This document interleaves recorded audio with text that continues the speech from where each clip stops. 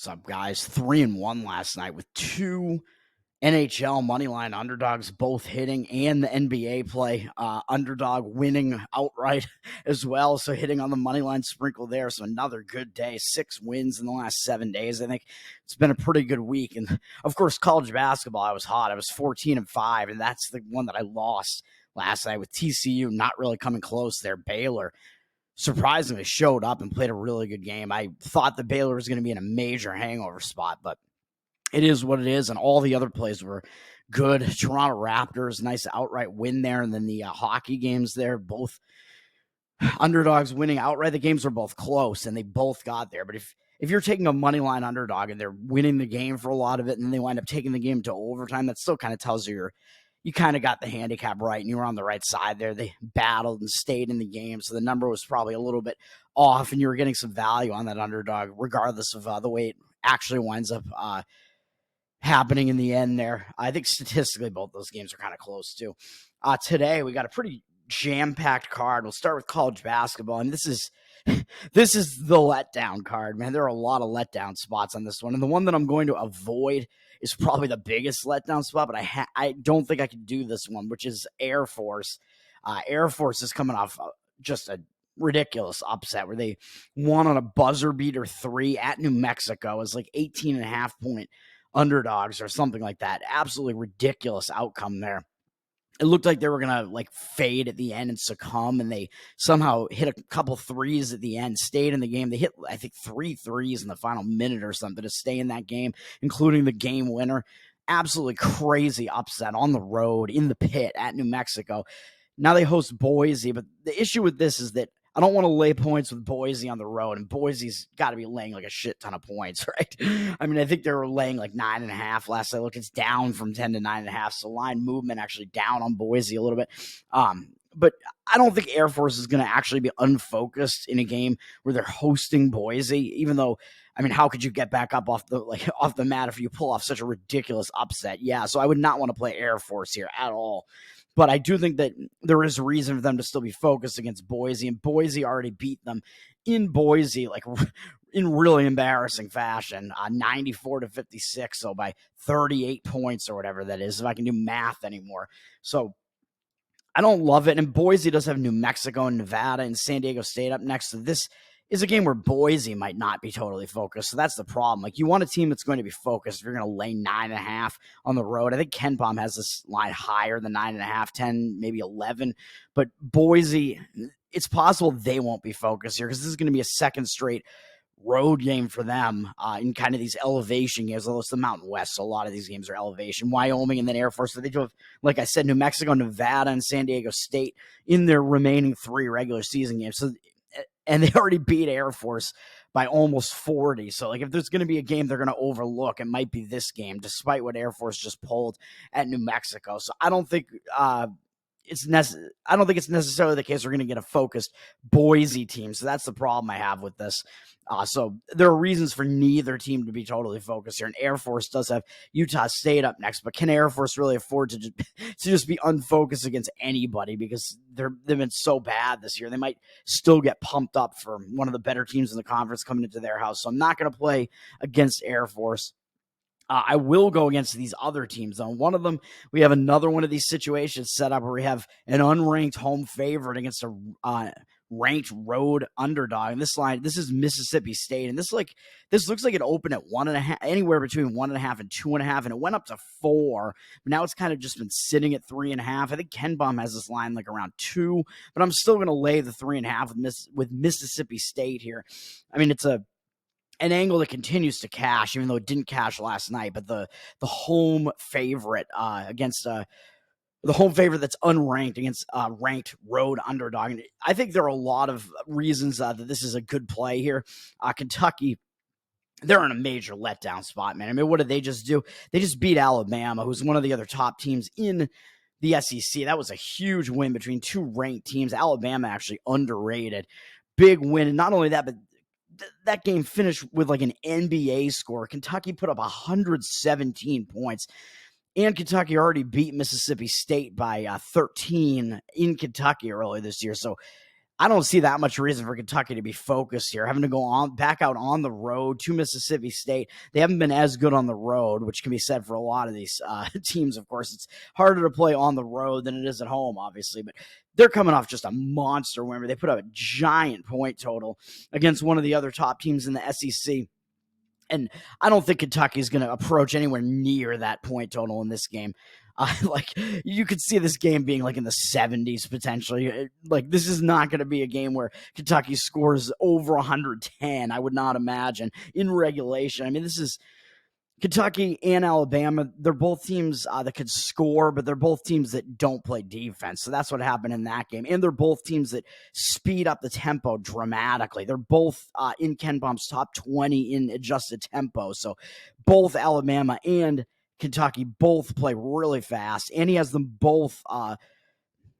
He has them both bad defensively. Kentucky 79th in adjusted defensive efficiency, and Alabama 98th. So that was a game that was just meant to be like a high-flying, high-scoring game with zero defense, and that is what we saw in that game. Just a ton of scoring. That's not going to be the case here, man. Kentucky's now having to go to a Mississippi State team who, in Ken Palm's rankings, is only ranked 10 spots below them. And Mississippi State is 177th in adjusted tempo in Ken Palm. So they're going to slow this game down, man. It's probably going to wind up being, they're going to be able to slow it down. The easiest thing to do, I think, is for a slightly lesser team when they're at home to slow the pace of the game down. Because when you have possession of it, you can control the pace. You can take a lot of time off the clock, and the other team can't really do anything about you doing that. So that's easier than having to speed it up against like a team that's better than you. So it's a good spot for Mississippi State to be able to do that. I think they're going to be able to slow the pace down out of a range that Kentucky is really comfortable with. And Mississippi State does one thing that Alabama absolutely does not, and that is play defense. Mississippi State is 11th in Ken Palm's defensive efficiency, although their offense is definitely a bit lacking. We can say that it's 72nd, where Kentucky has a much, much better offense, one of the top offenses in the country at 8th, and Alabama's is number 1. But this is just a bad spot all around, man. It's a letdown spot for Kentucky. Like I said, Mississippi State, I think their last game was kind of just a momentum continuer, easily winning at LSU. But, of course, LSU is coming off the crazy buzzer beater win over Kentucky. So does that give me a little bit of pause? I don't know, because LSU beat Kentucky and Mississippi State beat LSU. So is that going to put the public on Mississippi State? Probably not, because they have Kentucky, the number 16 ranked team in the country, at an unranked team. I think the public is probably only going to think that, oh my God, we're getting points with Kentucky. It's got to be value taking Kentucky, right? Taking the ranked team, as much as we've seen that not a hit this year, and we've seen the home favorite that's unranked being a much better play throughout the year. So a lot of these bettors have probably got lost on some plays like that. I think they might still be going back to the well and doing that. I'm not sure they'll be able to stomach laying points with a Mississippi State team that does not play a good offensively. They're going to want the high flying offense of Kentucky. I like Mississippi State minus 3.5. Oh, man, I'm still taking way too much time to talk about all these. And I'm still dealing with the winter weather, even though it's warming up here the last couple of days, at least for a couple of days. But, man, I'm like dealing with this shit. Play number 2 is going to be these other 2 plays are going to be home underdogs. So let's get it done, man. What else we got here? Play number 2 is on. I forget what I'm even on. Notre Dame. Of course, it's Notre Dame. Plus 6.5, it looks like you can get right now on Notre Dame. Ken Palm, I believe he has this one little bit lower than that, I think. At no, he has it way higher at 8. He has Wake Forest all the way up to the 19th ranked team in the country, and Notre Dame all the way down at 135th. So I'm a little bit concerned about that. But Notre Dame, they slow the pace of the game way down at 340th in tempo, man, and 34th in defense, according to Ken Palm. So even though they are really challenged offensively, they do play very good defense, and they slow the pace of the game way down. And I think that's going to be what you want here against a Wake Forest team that plays faster. Wake Forest is 131st in adjusted tempo. Wake Forest is also a good balanced team. They're good offensively and defensively, but Notre Dame is almost as good as Wake Forest. Actually, Ken Palm has Notre Dame actually slightly better than Wake Forest defensively, just way worse offensively. So in this game, you're getting the home team that should be able to slow the pace down more. So with Notre Dame playing a much slower tempo than Wake Forest does, even though Wake Forest doesn't even play at the fastest tempo. So you have the home team that actually plays a slightly better defense and the much slower tempo, getting points at home.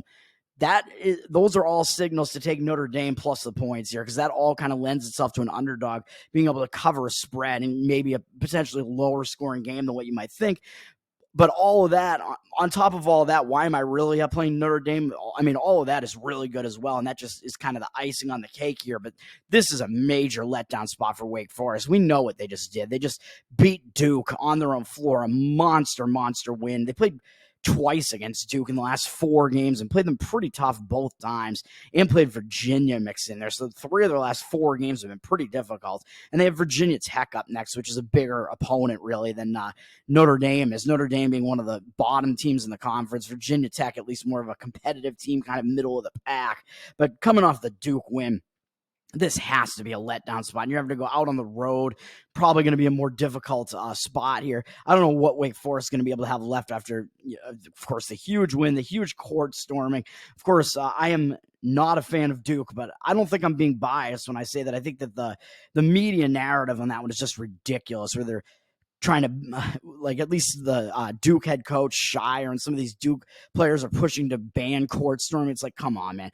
Filipowski, even though, yes, I would say that security maybe should have done a better job at Wake Forest with holding the crowd back a little bit more, which tends to be what happens in these court stormings. The security didn't really hold them back, and the crowd was on the court with like a fraction of a second still left on the clock, but you still knew the game was over at that point. Nothing was going to happen. So Duke's other players were already making the effort to get off the court, and Filipowski was not doing that. And he was really not moving quickly, even though you know that the opposing team is going to rush the court. So I just don't know, man. I don't think that the crowd was really trying to injure him. I really don't think so. I think, if anything, he was the one that was potentially trying to injure other people. I mean, he's the athlete. He's the bigger guy. And when you saw the crowd rushing, it looked like he tripped the guy, whether intentionally or unintentionally, I don't know, and kind of tried to he kind of threw his arm into that same guy and knocked the guy over, and then threw his arm at another guy. Did he do that to try to defend himself against the oncoming rush? I don't know, but I think it's just bitch behavior to complain about all that and try to ban court storming. It's like, you got to get off the court faster than that, man. You know that this is going to happen, and you can't really behave the way that he did. And it really looked like he was the one who initiated the contact there. Like, I don't think the crowd was actually trying to actually initiate the contact with him, even though they were court storming. I mean, it's a celebration. You're trying to celebrate. So I am certainly not on the Duke side of things there, and I think that I'm probably right in that case. But all that being said, I am going against Wake Forest here because, again, all the reasons I just said, I think they're in a massive letdown spot. It comes down to that being the main factor here, whereas Notre Dame, maybe they're in a bounce-back spot. They're on a nice little 3-game win streak, and then they lost a second road game in a row at Syracuse. They got Wake Forest coming into their house. Man, it's one of the better teams in the ACC. I think they're going to be focused on this one. I don't see a reason why they wouldn't. I think they'll probably show up for this one back and home after a couple of road games. So I'm going to take the points with Notre Dame. I think it's more that Wake Forest might just not show up totally focused here after such a monumental win. I mean, that win also maybe secured a tournament berth for Wake Forest as well. So I think it's a letdown spot there. And I should have mentioned in the Kentucky game, Kentucky, of course, has like a tournament berth secured. I mean, they're Kentucky. They've been in the rankings all year. They're fine. They're probably not going to move off of, they're probably going to wind up around a 5 seed in the tournament. I don't know if much is really going to change. I don't know if there's much they can do about that at this point. Whereas Mississippi State is kind of a bubble team to get into the tournament. So more motivation on the Mississippi State side there, too, and with a big name Kentucky team coming into your house. So that's what's going on there. And the other play I'm going to be on is going to be to fade UNLV. They're another team that's in a letdown spot, and they're sitting at 5.5 as a road favorite. I saw it go down to 5 at some points.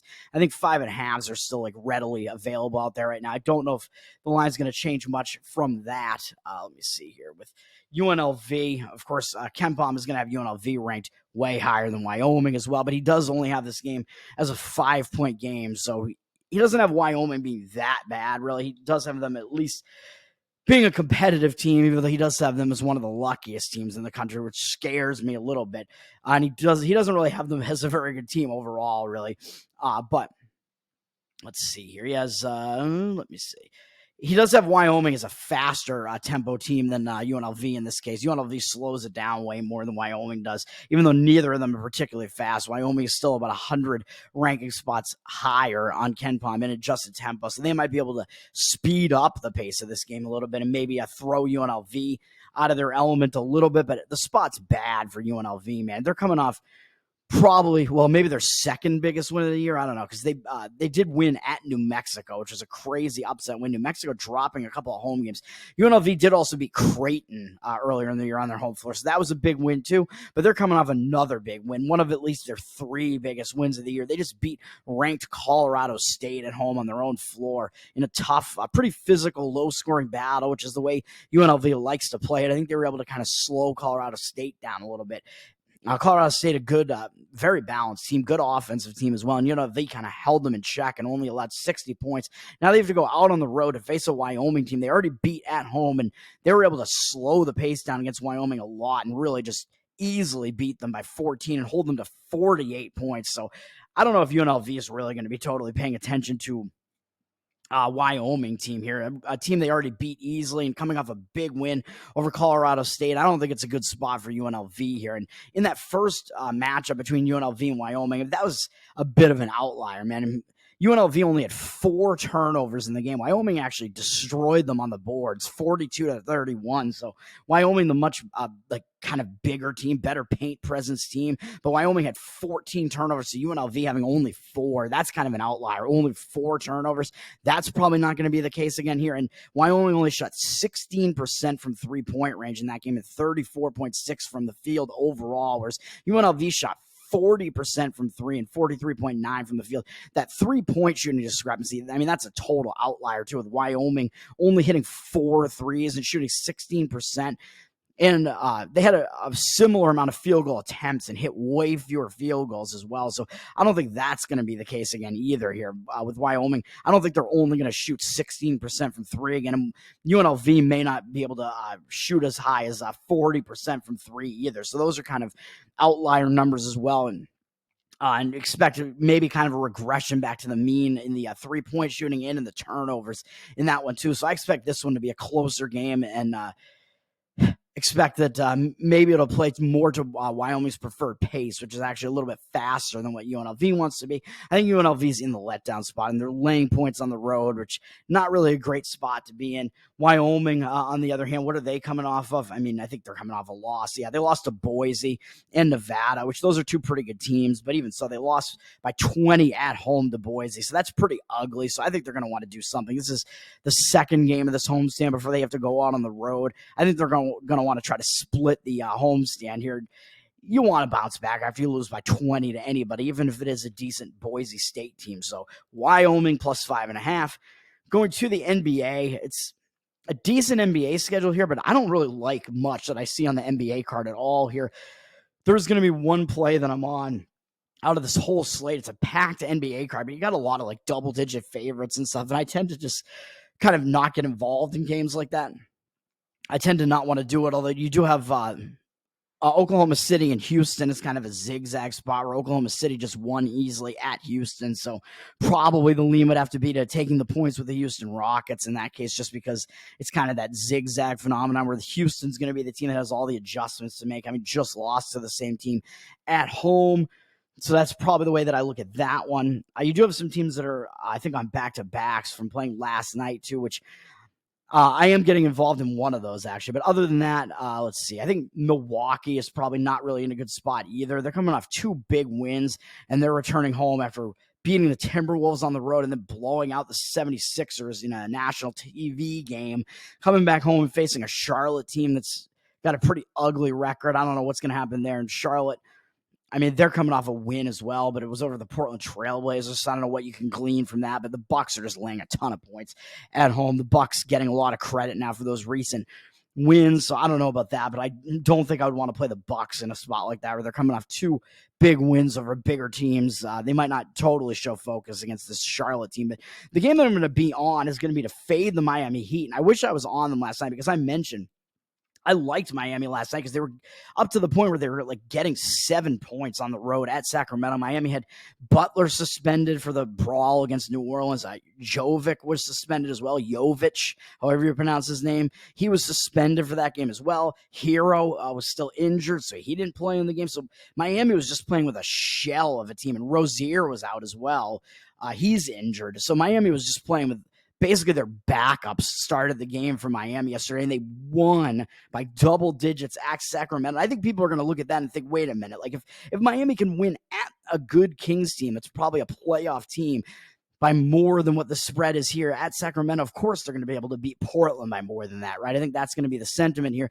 This line is sitting at 6.5 with juice right now. Maybe you can find 7s out there right now. I'm not sure. It looks like now it's predominantly 6.5, but I don't know if you need to wait on this one because there's not going to be that much of a difference between 6 and 6.5, but this game it probably could only go up here because the reason I'm going to play Miami here is that I think this is going to be a reverse suspension spot and a reverse injured player theory spot, potentially all of that coming into play because we don't know yet. Like you may want to look at the lineups here for this game, but I think it is definitive that Butler is going to play in this game because he had a 1-game suspension. So I have to assume he's playing in this game, and that's why they're laying 7 on the road, even though it is against a bad Portland team. I think that at the very least, Butler is going to be back, and that puts us in a reverse suspension spot here, where if Miami was able to win on the road by more points than this against a better team, you got to think that Miami might get a little complacent here, and it's on a back-to-back. But of course, if Miami has all these players coming back that didn't play yesterday, maybe that helps their rest position a little bit. But then again, these players might all be cold coming into this game. So would it actually be better for them to just carry the momentum and have some of the players that played last night be playing tonight? I don't know, but it is a back-to-back, so generally that's not really a good spot, especially if you put in the big effort in the first game. So those guys that did play last night are probably going to be a little bit gassed after last night. But then also, if you have Butler coming back, you have Jovic coming back, and then you might have it looks like Hero and Rozier might both be on track to coming back in this game as well. I think it's probably likely at least one of the two comes back in this game. And if it's Hero, I mean, he's like the starting point guard for Miami, right? So if he comes back, like these are going to be jarring lineup changes, man. It's again, like you played a game without them, and now you have to like get used to having them back in the lineup again. You have to adjust again, having them back in the lineup again. I'm not sure this is going to be a great focus spot for Miami here, man. With as many like lineup changes from last night as there might be, it's going to be potentially a totally different team on the floor. And you might argue, well, it's going to be a better team on the floor because their starters are coming back. Yeah, but that also means that the line's going to overreact to this like it did last night. It overreacted to Miami's players being out, and their backups stepped up to fill the void. Like they played a really good game last night. And I'm not sure that the players that played last night are going to be able to be totally focused in this one. And the guys that come back, they got to work their way back in. And I'm not sure they're going to be totally focused on this game too. I think it's a bad spot for the Heat here. Although it does look like the Blazers have 66% of tickets and 63% of cash. So it looks like Miami is kind of an anti-public road favorite. And I don't see how that could be the case, though, because I think in general, just the recreational bettor is going to look at this and think, well, Jimmy Butler's coming back. Miami won easily without him last night against a much better team. I don't see how the public could only be on Miami in this one. They're the team with the better record, of course. But I look at it obviously differently. Miami, I think they're in a bad spot here, man. I mean, this is they haven't been they've been on the road since coming out of the All-Star break. So this is a third straight road game. They're 2-0 on the road trip. They had that big physical game last Friday against New Orleans that got those players suspended. So that's a big game, a big win. You won at New Orleans, who's I believe still leading their division. They're one of the better teams in the Western Conference. Big win there. Then they went out and they beat Sacramento in a spot where they were missing some of their key players, and they still beat Sacramento by double digits coming off that game. 2 11-point wins in a row. Now they go to face the lowly Portland team with no time off in between those two games. And they have Denver up next on Thursday, which is a TNT game. So that's going to be a televised game. That's a much bigger game, having to go to the returning champs in Denver. Not only is that a big game, but that's also the rematch of the finals last year, and these teams have not played each other yet this year. I had to make sure that was the case. Yeah, so Miami lost to Denver in the finals last year, of course. So this is going to be the first time these teams play in a regular season game since or in like a game that matters since the finals last year. So that's a huge game upcoming for Miami, having to face Denver. That's the finals rematch and a big, big revenge spot. Revenge doesn't mean that much, but revenge against the team that beat you in the finals, that does matter. So I think it could be a big look ahead for Miami, looking ahead to Denver. It could be a look ahead anyway, just because Denver's a really good team, but that adds to the look ahead component to it, where it's Denver, the team that beat Miami in the finals last year. So I think this is a bad spot for Miami, real bad. They could have those jarring lineup changes, and it's sandwiched in between two bigger games, bigger wins, and with no time, or bigger games and a bigger win last night and with no time off. I'm going to take the points of the Portland Trailblazers, even though it has not done me well when I've done it a couple other times recently, taking points with them at home. Something's got to give, man. The Blazers are not that bad of a team, really. They're better than some of the worst teams in the NBA, at least. Let's put it that way. And they just look awful. Nobody's going to want them. They've lost 8 straight games now, but look at most of those games are not like losses that are that embarrassing. I mean, they lost twice at Denver. They lost twice to the Minnesota Timberwolves, lost again to Denver. So 3 of those 8 losses were to Denver, and 2 of them were to the Timberwolves, and 1 to the Pelicans. And then you had a loss to the Pistons sandwiched in there, but maybe that was a sandwich spot because they played a pretty tough game against Denver the game before that, had to come back out of elevation. So arguably that was not a good spot for them. They dropped the game against the Pistons, and now in their most recent game, they dropped a game at home in ugly fashion to the Hornets, but they were also coming off another game against the Nuggets. So I don't know, but Portland has not won since coming out of the All-Star break, and Miami has not lost yet. So this is kind of all these things colliding here, where I think Miami is in a spot where they might just get complacent and overlook a bad team. Portland is probably in desperation mode. They're going to need something. I don't think they're tanking because they played some competitive games recently. So, and losing to the Hornets, that's got to piss you off. I mean, that's just an embarrassing loss. At home, on your own floor, you only score 80 points against them and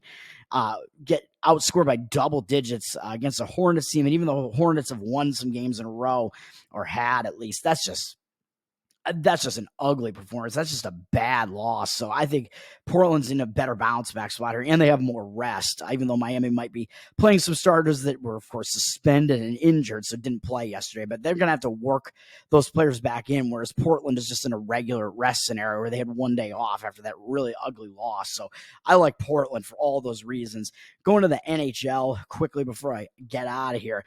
NHL, very packed NHL card. There's some interesting spots here where I don't like the spot for Vancouver. I do think they're in a letdown spot after an overtime win, I believe, against the Bruins, unfortunately, against my Bruins. So I don't think it's the best spot for Vancouver. And they got Pittsburgh coming into their house off that big overtime win against Boston. They do have 2 days off, but then they have the LA Kings up next, so that's a bigger game too. So debatably, it's a sandwich spot here. Pittsburgh, they're kind of coming off a big game themselves, beating their rival Philadelphia, but now carrying that momentum out on the road, I think is a better spot for Pittsburgh really to be in. So I lean to Pittsburgh in that one, where I think Vancouver's in the tougher spot and a letdown spot off the win over Boston. So I would lean to the Pittsburgh side there, but it's not one of the best plays. I'm only playing what I think are the 2 best plays here in hockey today. And then what else do we got here? I think that probably is the only other game I was really going to mention here, because these other games I just don't think have interesting scenarios, really. I mean, Winnipeg, yeah, I mean, they're not really in a down spot. They're just on a big win streak. They've been beating some teams that are just not playing that well. Calgary is probably in a bad, this is an interesting one. Calgary's in a bad spot. I think they've won 3 in a row against good teams, against Winnipeg, Boston, both at home. And then they went out on the road and beat the Oilers 6-3. Now they come back home to face the LA Kings, who I believe just lost last night to the Oilers. So yeah, they lost by 2 to the Oilers. I think that was a better spot for the Oilers to bounce back there. This might be a better bounce back spot for the LA Kings, although they're playing with no time off. So they have no rest. They're on a back-to-back. But people might look and say the Kings just lost by 2 to the Oilers, and they're facing the Flames, who just beat 3 good teams in a row and beat the Oilers by 3. So I think the tendency of the recreational bettors is going to potentially be to want Calgary here. Although the other thing that gives me pause here is that Calgary has gone up from -110 to -111, so maybe a little bit of movement on them. And LA Kings with 67% of the tickets, but 96% of the cash. So it looks like the cash discrepancy might agree with me here, although I don't know how much stock to put into these numbers that pregame has right now. And 96% just seems like it's probably not accurate, but it does seem to be indicating the public actually might be on the other side, on the LA Kings, and they do have the better record. So maybe that does make sense there, and people will be weighing that over kind of the recency there with the common opponent there where Calgary beat the Oilers, whereas LA just lost to the Oilers last night. But it's not a game I actually want to get involved in, although I would kind of lean to the LA Kings side in that one, despite being on a back-to-back, just because I think they're kind of in a bounce-back spot after that game, even though arguably, yeah, it's a tough game when you lose to the Oilers, but Calgary's coming off 3 straight big wins in a row, and it's like at some point they got to not have that much left in the tank. So that's the way I look at that one. The games I'm going to be on, though, I'm going to be on Vegas, and we're getting Vegas. It's crazy that you're getting the returning champs now at a pretty big underdog price. They're on the road, yes, for sure. But you can get them a plus 142 is what I see right now out there. Maybe plus 140 is kind of the predominant number out there. I like Vegas in this spot, even though it looks like the market might be signaling against it a little bit right now, with Toronto up from minus 155 to 156, 79% of the cash on them, 58% of the tickets. So moving up on Toronto. Cash discrepancy looks like it's potentially on Toronto, at least for now, but I think they're going to be the public team, and it's all going to be recency bias. And I'm going to jump in front of the Toronto train here, man. They've won 7 games in a row, I think, but I think this is the spot where they're in the bad spot. They're in a letdown spot here, man. They've won 7 in a row going back to, I believe, coming out of the All-Star break. Or no, they lost a couple games coming out of the All-Star break, I guess. But they've won 7 in a row since then. But looking at those wins, the first 5 of them, I would say, are not really that impressive. They beat St. Louis at home, Philadelphia in overtime at home, which is probably the best opponent out of the first 5. They beat Anaheim at home, not impressive. Then beat St. Louis again to start the road trip. Beat Arizona, who's really on a bad stretch right now, losing a ton of games. I'm not impressed by that either. But then they went to Vegas, the same Vegas team, and embarrassed Vegas on their own floor, 7-3. And then after that, they went into elevation and beat the Colorado Avalanche, who have been playing better than Vegas. Vegas has kind of hit a roadblock because they've been dealing with injury issues and stuff, but they're still not a bad team, man.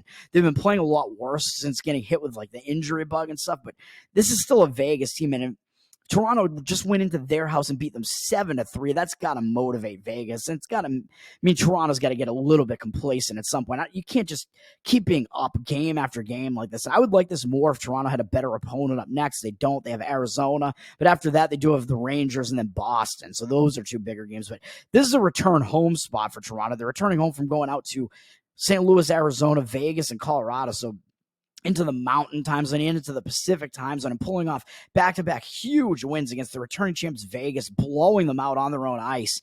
I keep saying floor, ice. We don't play hockey on the floor, do we? It's not floor hockey. And then being Colorado, in Colorado, now they're coming out of elevation, and they do have an extra day off. They have 2 days off, but it's still a return home spot. So you still get those distractions that come into play from returning home, the distractions of family life. Returning home, not really a very good spot typically, and I think it's also a letdown spot on top of that, coming off these 2 big wins over Vegas and Colorado. And even though it is Vegas coming into their house again, the one thing that might make you not be totally focused on Vegas is the fact that you just beat them in their own house by 4 goals, 7-3, and absolutely embarrassed them. I think that might cause you to not be focused a little bit, and it might cause Vegas to be really pissed off and really in an angry mood. I expect a much better performance out of Vegas here, facing the team that just totally wiped them on their own floor and embarrassed them. I expect Vegas to show up here, and we're getting a really nice underdog price here with all of those all of those negatives for the spot for Toronto there. The return home spot, which is a distraction spot, the fact that this is a letdown spot, and the fact that it's quick road reversal revenge spot for the Vegas Knights.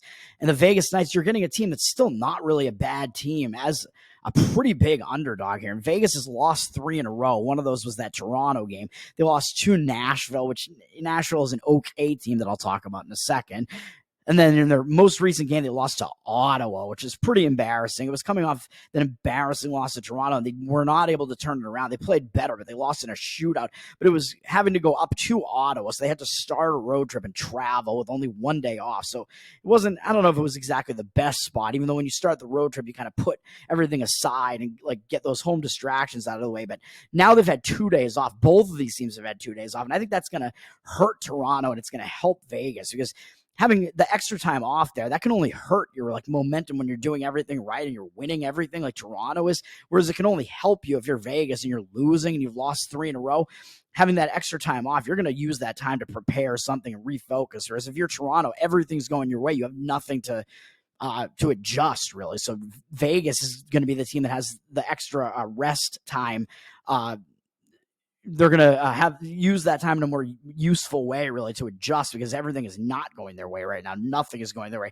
And now they get to go to Toronto. The travel spot is actually better for Vegas, even though the rest spot is the same. Vegas is already up in Canada. They were already in Ottawa. So they're going from Ottawa to Toronto. Toronto's returning back from that road trip. So the rest spot is actually better for the rest, and travel is actually better for Vegas here, because they're already on the road, already in Ontario, and Toronto's having to come back out of elevation from Colorado. So a lot of things signal to Vegas on this one for me. And I don't think Vegas is going to be looking ahead to the game that they have next against Boston. You've lost 3 in a row, and this is the team that just cleaned you up on your own ice. You're not going to be unfocused here, man, for this Toronto game. So I like the Vegas Knights in this one. So I'm doing that one, getting them at a pretty generous underdog price. It looks like the line's dropping, though, and moving towards Vegas somewhat, since I saw it a little while ago. So maybe that is a good market indicator, but it might mean you got to grab the better underdog price with Vegas and hope it doesn't get too far in the other direction. Although I like it when it does, when I get on it and then the line moves after that. Of course, that's what you want. You want the market to be in agreement with you, and you want to beat the closing number. So, and then finally, we'll close it out with a fade of the Nashville Predators. Nashville Predators, they're also returning from a road trip. And this one, I think, is a longer road trip than the other one. This one is a 5-game road trip, and they also went in and beat Vegas, as I mentioned. This road trip, they also had some less than impressive wins on the road trip, let's say, beating St. Louis, San Jose, and Anaheim. And San Jose and Anaheim to finish the road trip.